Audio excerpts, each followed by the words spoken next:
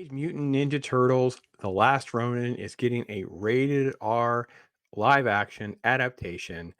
Whew, should we be excited? Are you excited? Have you read the comic? Let's talk about this and what my thoughts are. Wow, big news actually. All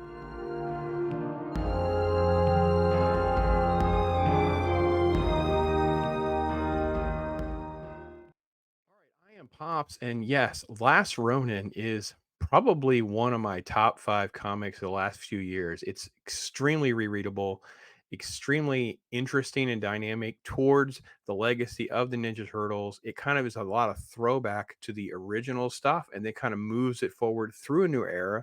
And I have to be honest, I loved it. I absolutely loved it. It had me so engaged. And the idea that we're going to make a live action version of that kind of scares me a lot, but also excites me. So I'm kind of torn.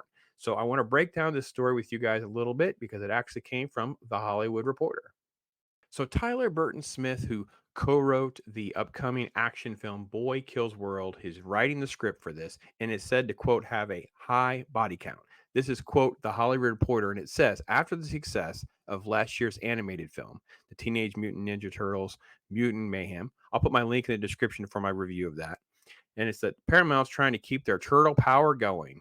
That's right. But this time, it's an all ages material. It's going to be a long standing property. It's going to instead be a gritty R rated territory. Now, this is actually kind of a lot more in line with what the original comics were. The first few were very black and white, hardcore, gritty, sort of a noir approach and parody of like the Daredevil all the time, the Frank Miller stuff. Obviously, he was trained by Stick. He often fought the ninja group called the Hand, and we ended up getting Splinter, and we ended up getting the Foot. Just two easy examples, very low lying fruit for to make the parallel.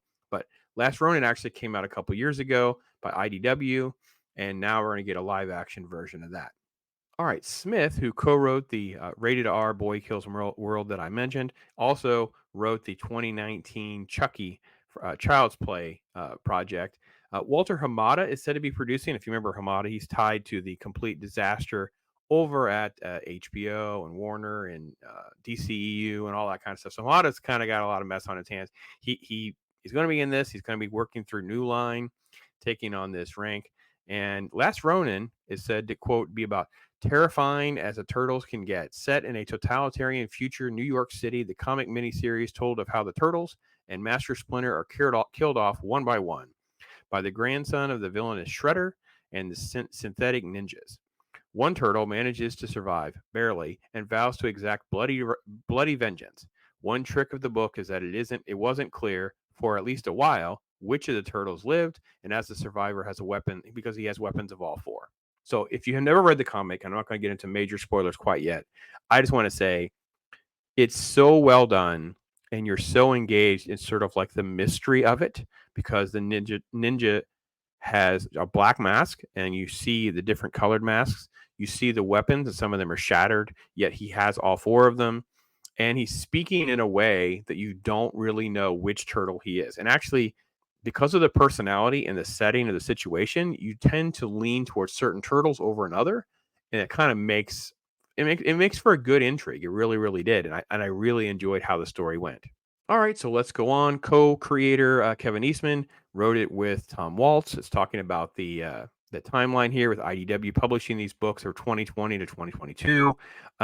Massive hit. It's just unexpected massive hit. I think there's a lot of people who underestimate the nostalgia element of some of these IPs. That's why we're going through this resurgence right now with things like Transformers and G.I. Joe and Conan, things like that, because people have a strong affinity. And if we can get a good story that is faithful to what fans love about those franchises, they're going to buy it. They're going to support it in mass.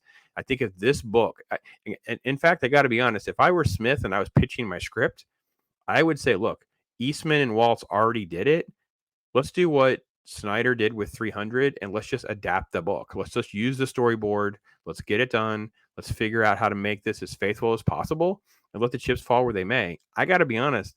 If they were to do a faithful adaptation, you're at least talking Deadpool 1 type box office numbers, in my opinion. You're at least going to find people who are like, oh, I don't know. And then when they hear about how dark and gritty and good it is, they would be turning out. So I think you could definitely look at that kind of response from people, even the general audience, even though it's rated R and it seems like it's going against the franchise. Because I think you still can do, as they are, a Mutant Mayhem sequel, an animated franchise film, and that's what you do. You keep going with that because I felt like it was still in line with the feel of Turtles, even though they made some massive changes that I didn't like. All right, then it goes through basically 40th anniversary type stuff, white indie comic back from 1984, talking about parodying. Which okay, but this goes to show how bad the writers are over at THR. These people don't read comics, right? So let's. I'm going to highlight the paragraph for you guys because you can see this. Ninja Turtles debuted as a black and white indie comic in 1984, parodying comics like Chris Claremont's X-Men and Frank Miller's ninja-focused work. Ninja focused work. I'm assuming because Miller wrote a comic called Ronin, and I'm assuming that they're talking about, Wolverine as a limited series, which Miller did with Claremont. But oh, it just shows they're just terrible at every turn. They're so oblivious to why we don't like them. Oh, geez. Then it kind of goes into the animated series, Mutant Mayhem, and all that kind of stuff. So all right. So with all that said, where do you come down on this? Are you excited? Are you apprehensive? I'm a lot of both, to be honest. I'm really kind of back and forth where I don't have a lot of faith in Paramount, the studio system, the writers, directors, and all that. I will say I like the fact that they seem like they're really energetic to get behind this project and keep the other piece going, which is exactly what you should do. You should keep the animated projects going. You ramp up the games, you wrap up more action figures, you start doing all the things that they did in the 80s that made these things a success and keep going with it. And if you do the rated R project, you do it as distant dystopian future, which is exactly how the comic is set up. It's dark, it's gritty, it's for adults. Kids can be told, yeah, someday you'll get to watch this. And keep it bloody. Don't get into anything too inappropriate besides that. Get into martial arts violence, and that's what you get into. That's why it's dark and rated R. Don't go crazy being all Hollywood and adding, you know, new dancers in the background and crazy profanity or anything like that. So, you guys tell me what you guys think. I am Pops. I appreciate your thoughts. Let's talk to you next time.